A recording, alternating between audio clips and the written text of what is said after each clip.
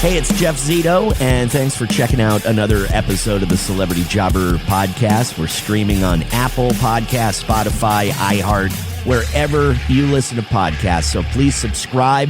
Would love a 5-star rating. And if you could, please leave a review. If you want to go back in time, check out our past guests and episodes. You can do so by going to celebrityjobber.com, taking a look at celebrities before fame, their first jobs, the moment that changed everything for them, and maybe, just maybe, we'll go into a direction that you don't know. Some of these celebrities were famous, years ago, and now you haven't heard of them in a while. So what are they doing? And that's pretty much what we're going to get into today with my guest, Andrew McCarthy. You remember him as a member of the Brat pack in the 1980s, a group of young actors who were cast in all these movies that were catering to a younger audience, and it became a phenomenon. And actually, Andrew McCarthy did a documentary on Hulu about a year or so ago. It's called Brats. And it was really interesting to hear how they hated that term, the Brat Pack. And after all of these years later, instead of embracing the term, they still resent it. You know, especially Emilio Estevez, Molly Ringwald, and Judd Nelson. And it all pretty much came from an article that was written in the mid-'80s. And perhaps they were too young and took the term too literal. So anyway, we're going to talk about that. We haven't seen Andrew McCarthy in film or TV in quite some time. So what is he doing now? I can tell you one thing that he's doing. He's an author and has a new book out, and we'll talk to him about that. Not to mention his big break, his first job. And what's interesting is we kind of grew up in the same area of New Jersey. And I always feel like people from New Jersey share this certain bond, if you will. But I don't know, maybe not. I remember mentioning to Laura Prepon, Donna from that 70s show, that I lived right down the road from the street she used to live on, Old Sterling Road. And she couldn't have cared less. Actually, I think I kind of creeped her out. So maybe I'll keep away from the Jersey thing with Andrew McCarthy, but I just can't help myself. Really excited about this episode featuring actor Andrew McCarthy, my guest this week on Celebrity Jobber. The Celebrity Jobber podcast with Jeff Zito. If you like what you hear, please subscribe, give a 5-star rating, and leave a review. Check out all our past episodes on Apple Podcasts, Spotify, or wherever you pod. What if these celebrities weren't famous? What would they have become? What was their first job? We're about to find out. Hey, Andrew, how are you? Good. How are you? I'm doing great. You know, I don't know if this is true anymore, but I guess we're neighbors, kind of. We were. I'm from Watchung, New Jersey. I had no idea that you were from New Jersey. All these years, I had no idea you were from New Jersey. Yeah, I grew up in Westfield, not far. Not far at all. There's actually a bunch of kids that went to my CCD that went to Pingree, and you went to Pingree. So you don't have to say it with that kind of pointed snap. You know, I understand. So, you know, this is really cool to talk to you. Actor, director, filmmaker, travel writer, author. Those are all of your jobs. Yeah, I can't hold a job, apparently. Yeah. What's your favorite out of all of those? Oh, kind of all. I just finished acting. I just acted in a play that just finished yesterday, and I hadn't done a play in 20 years. So that was kind of fun to do. And but I have to say, I do like sitting alone in a room, and the older I get, and just sort of writing. I find that. Right. Yeah, I love that. Now, tell me, I want to talk about your current job, which is as an author. You have a new book, but I wanted to talk about your very first job. Can you rewind all the way back and tell? And maybe it wasn't in showbiz. What was your very first paycheck? Do you remember that day? My first job, I was a dishwasher at the Pizza Pub in Seaside Heights, New Jersey. Oh, and it down was the shore. Down the shore, yeah. And it was great. I loved it. I absolutely loved it. It was the summer after my high school graduation, you know, and I was fantastic. I was rented a rat hole of an apartment with two other buds, and we were all worked in the kitchen at this one really bad, seedy restaurant, and had a great time.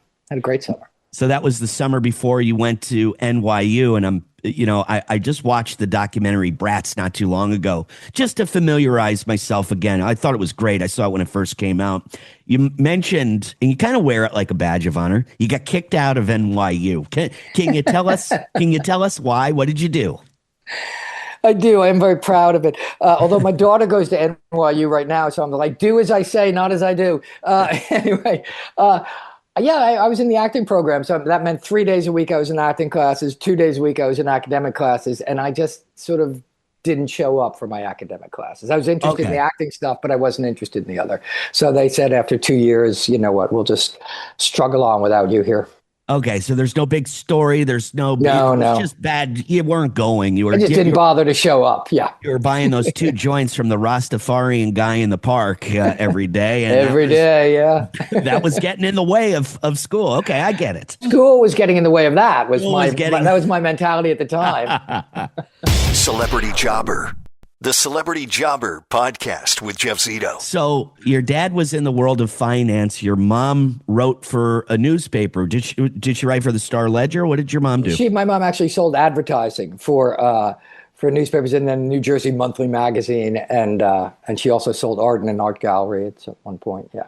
And your love of writing, where did that come from? I have no idea. I didn't write anything until I was in my 30s. I didn't read any of the books I was supposed to read in high school. I didn't do any of that. And one day I just picked up a pen. I started, I was traveling the world, and it's a longer story, but it's why I became a travel writer. I was in Saigon, and I had an amazing day, and I just wrote about it. I didn't know what to do when I got back to my hotel. I was so excited. And so I just picked up a pen and just wrote about what happened.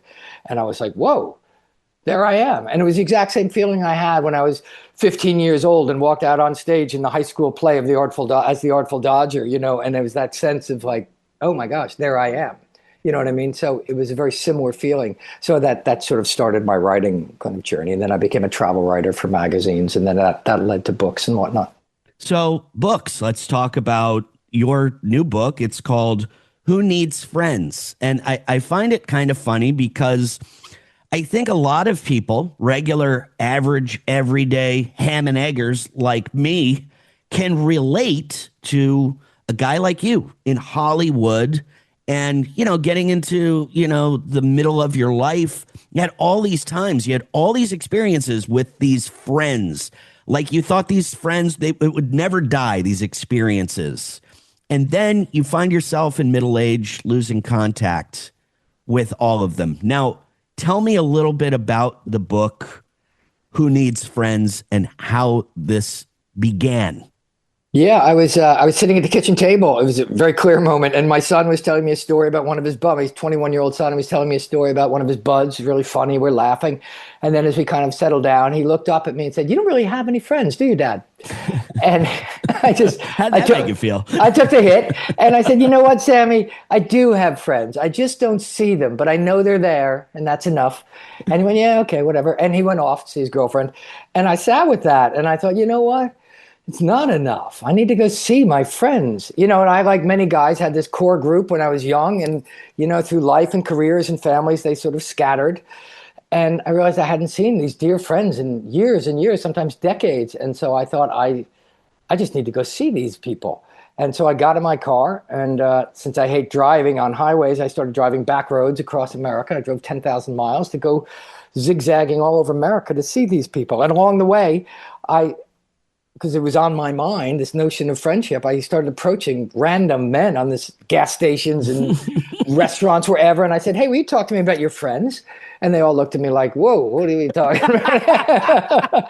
But I said, "No, I'm going to see my old friends." And I just thought, and invariably guys, "Oh yeah, okay." And not a single guy declined to talk to me. Everybody would, once they sort of warmed to the topic, love talking about it. And so many of them kind of went, "You know what? I've never talked about this before." And, so I just thought it was an interesting kind of topic. It grew into this kind of thing, and about, somewhere in the middle of Kentucky or somewhere, I thought, there's a book in this thing, because there's an overriding theme of men having isolated as the older we get, and we lose track of our friends, and we have them, but somehow, how come we're not like my wife following up? How come we're not following up? How come I'm not seeing these people? My wife is constantly making efforts to see her friends. And guys, somewhere along the line, the idea of being an American male and the man is to be stoic and go it alone and pull your hat down and carry your own water, and it's like, and that leads to a lot of isolation. And it was interesting. I asked everyone I met if they were lonely. And the young guys would go, oh yeah, I'm lonely. Wow. And older guys like me would all say, no, I don't get lonely. And it was so interesting because loneliness is kind of, that can be construed as weakness. And the one thing a man can't be is weak. Sure. You know what I mean? So which just further isolates us. You know what I mean? So there seemed to be this common thread evolving the more people I talked to. So I just found that kind of fascinating. And then the more I reconnected with my friends and connected with these people, the more I felt driving in my car all alone across the country, the more I felt like there were all these people in the car with me then. Right. You know what I mean? And I just started to feel happier and more relaxed and more like who I know myself to be on a good day. Andrew, it was all connection. The Celebrity Jobber Podcast with Jeff Zito. The Celebrity Jobber Podcast with Jeff Zito. These friends, were they like people from high school or Pingree? Were they people from the Brat one of Pack? them was from high school, and the rest were just folks I met before I was a successful actor. There were people that I just known. Okay. Most of them, but there were none of my Brat Pack brethren or that. Although I did just this morning get a text from Emilio Estevez saying that he'd read an excerpt from my book, and so that was really nice to get. Right. And like with that, I did this documentary about the Brat Pack a couple of years ago, and I reconnected them with all those people. Oh, thanks. And like since then, I've stayed in touch with them again, where I hadn't been in touch with them in decades. And so it's so nice to sort of bring your life up into the present and realize what value all of it has, and I that's really important. And I could tell that it's been like 30 years since you talked to some of those guys. And I just wanted to say this from an outside perspective, because I found it very interesting in that documentary, which, again, very well done, because it was the centerpiece, it was the center of my life. I was a few years younger, but those movies were everything to me and still are.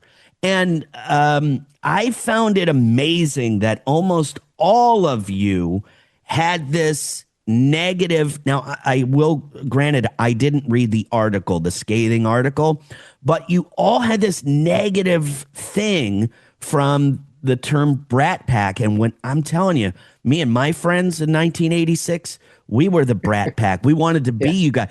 I thought it was a cool term. I thought Rat Pack, those guys are cool. Brat Pack, you're younger. So, kind of a play on words. But I was just amazed to see how hurt you guys, most of you, were by that term. And I just wanted to tell you, from an outsider's perspective, I wouldn't have taken it that way at all. Yeah, I know. It's one of those crazy things. And over time, I've come to realize it's one of the greatest blessings of my life and my professional life, certainly, that, because people come up to me, people like you or whoever of a certain generation come up and they go, oh my God, those movies, man. And they start talking, and pretty soon their eyes kind of glaze over, and I realize, oh, they're not talking to me anymore. They're talking to their own youth. And, right. I represent that. Me and other members of the Brat Pack represent that to people. And it's such a great gift to be able to just receive them, because that moment in time when you're young and blossoming, like my son was when he said that to me about, you don't have any friends. It's, your life's a blank slate to be written on, and it's a wondrous time in life. And we represent that to that generation, and that's a real gift. And it took me a long time to realize that. That's cool, though.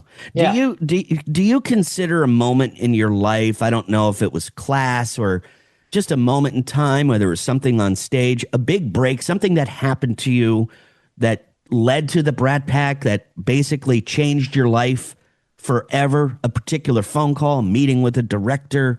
Is there that one moment, or was it kind of a gradual path to success for you?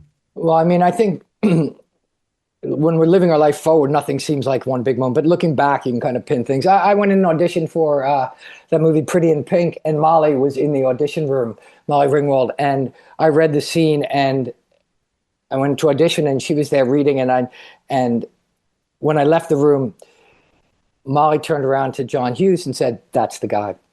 And John Hughes looked up at her and said, "That wimp?" And she said, "No, he's romantic and poetic. He's the guy." And I'd say that was the day that changed my life. Really? Yeah. I thought you were a star before Pretty in Pink. Well, that was before St. Elmo's Fire had come out too, and so it was that. But that was the moment where things just really changed in that way. Wow. And I didn't know that was a wig at the end of the film either, just so you know. I had a bad wig. If you watch that movie, if you watch that movie again, you'll see I look just really sad and forlorn, but it's just bad wig acting. The Celebrity Jobber Podcast with Jeff Zito. Celebrity Jobber. Now, I'm going to make a suggestion, and I don't know if anybody's going to listen to me, but here I am. I'm 50 years old, almost 51. And I know Molly, Judd, and Emilio are not going to do this. But, man, what about, we're getting older, and the Brat Pack is like, a reunion, a film. I mean, I think a lot of people would love to see something like that. Again, I know there seems like there's a few of them that are still kind of, not where you are yet, but I think Rob Lowe's in. I think you're in. I think Ali Sheedy's in. Demi's in. I mean, what do you think, man? I'm with you, dude. I'm with you, Jeff. Let's shoot. I don't know anything about what you do, but I'm just saying, have you guys talked about it or no? Yeah, we kicked the idea around. I think it'd be a great idea. I think it'd be fun. You know what I mean? Right. And it's also, it led me reconnecting with all those guys and everything about all that made me have so much more affection for my youth too, which was a really nice thing.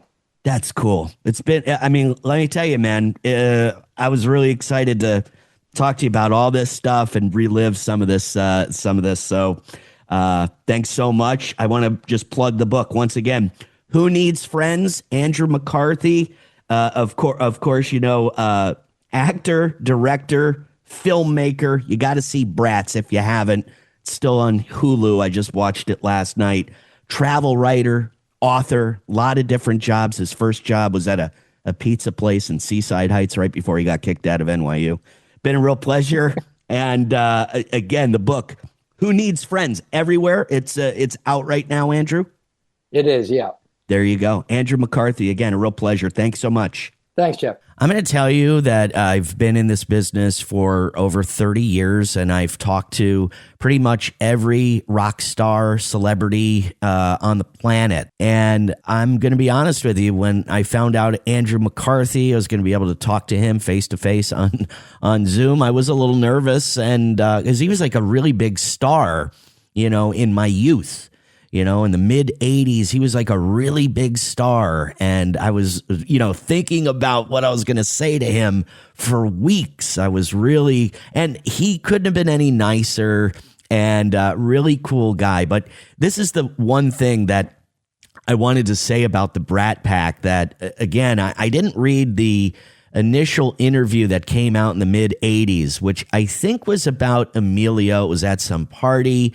And it was this journalist who kind of coined the phrase, the Brat Pack. That took on a life of its own. But the Brat Pack members, if you will, Andrew McCarthy, Molly Ringwald, Judd Nelson, Emilio Estevez, Rob Lowe, Demi Moore, Ali Sheedy, maybe Anthony Michael Hall was in there. They really resented the term. And maybe looking at it from their perspective, they may have resented the term because it pigeonholed them to doing these teeny bopper John Hughes flicks. And maybe some of them wanted to become, serious actors and win an Oscar. And maybe they felt like that term prevented that from happening. And maybe they felt like being pigeonholed as a Brat Pack would have some kind of ill effects on their career. Now, one could say, we haven't seen Andrew McCarthy in a movie in quite some time. So was labeling him a member of the Brat Pack the reason for that? I don't think so personally, but I do think that a number of them feel that way. And again, I'll point out Molly Ringwald, Judd Nelson, and Emilio Estevez. They are not fond of that term, the Brat Pack. And I urge you to check out the documentary Bratz, which is on Hulu. Andrew grew up in Westfield, New Jersey. His father was in finance. His mother worked at a newspaper. Got interested in acting during high school. Kicked out of NYU film school and went on to have a phenomenal career in film. In the movies Class, St. Elmo's Fire, Pretty in Pink, Less Than Zero, Weekend at Bernie's. The list goes on and on. And Andrew started writing for travel magazines and then also wrote a young adult novel, his memoir. He's been a New York Times bestseller, and his latest book is called Who Needs Friends? And I guess the whole concept came from his son, Sam, who's also an actor. If you remember the Netflix series Dead to Me, he was in that. But I guess a question from his son, Sam, asking his father, why didn't he have any friends? So it got Andrew into examining why guys over time lose a connection to people that played a very important role in their lives when they were younger. You know, your friends, your buddies. You know, over time you get married, you have families, jobs, take in different directions, and you lose touch. I think it's something all guys can pretty much relate to. So Andrew goes on a cross-country journey in search of some of the friends of his youth. And not talking about Brat Pack brethren, like real friends, not in showbiz, from his earlier years. So again, very relatable to a lot of us guys. I only have like one friend from like 8th or 9th grade and through high school that I still talk to a couple times a week. Other than that, not many. Who needs friends? From actor, travel writer, television director, filmmaker, and author Andrew McCarthy. First job, by the way, at a pizza place on Seaside Heights, right after he graduated from high school and before he got kicked out of NYU. And what's funny to me is that he mentioned his big break was on the set of Pretty in Pink. And after his audition, he walked out. Molly Ringwald said, "That's the guy." And filmmaker John Hughes said, "That wimp?" I totally get it, but maybe it was Molly Ringwald who ultimately got Andrew McCarthy to become a member of the Brat Pack. Hey, I sure hope he takes my advice of doing a current Brat Pack style film with all those guys. I think it would be really, really cool. Great stuff. Thanks so much for listening to another episode of the Celebrity Jobber Podcast. Follow on Instagram, celebrity_jobber_podcast. Also, youtube.com/the@celebrityjobber. And follow on Substack @celebrityjobber. So if you really like the podcast and you want more content, I recommend subscribing to Substack.